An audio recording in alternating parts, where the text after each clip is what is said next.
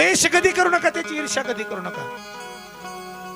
कितीतरी ईर्ष्या प्रत्येक ठिकाणी बघायला मिळते. अरे कधीतरी घराच्या भिंतीवरून तरी ईर्ष्या बघायला मिळते, कधीतरी त्या शेताच्या बांधावरून तरी ईर्ष्या बघायला मिळते, आणि कधीतरी त्या ठिकाणी गावागावातील भानगडींवरून आपल्याला ईर्ष्या बघायला मिळते. हात जोडून माझी विनंती तुम्हाला मायबाप हो, ईर्ष्या म्हणजे कशी असते सांगू तुम्हाला. ईर्ष्या म्हणजे उदी सारखी असते. उदी असते ना, वाढवी.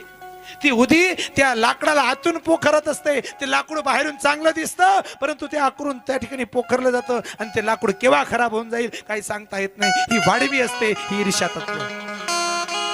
म्हणून सांगतोय मी, ज्या गावामध्ये ईर्ष्या तत्व, ज्या गावामध्ये, ज्या परिवारामध्ये, ज्या कुटुंबामध्ये ईर्ष्या तत्व आलं, ते घर, ते कुटुंब, तो परिवार आणि तो गाव लवकर यायला जातो. हात जोडून विनंती माझी, मागचं सगळं विसरा, आणि आज जसं तुम्ही एक संघ झाला,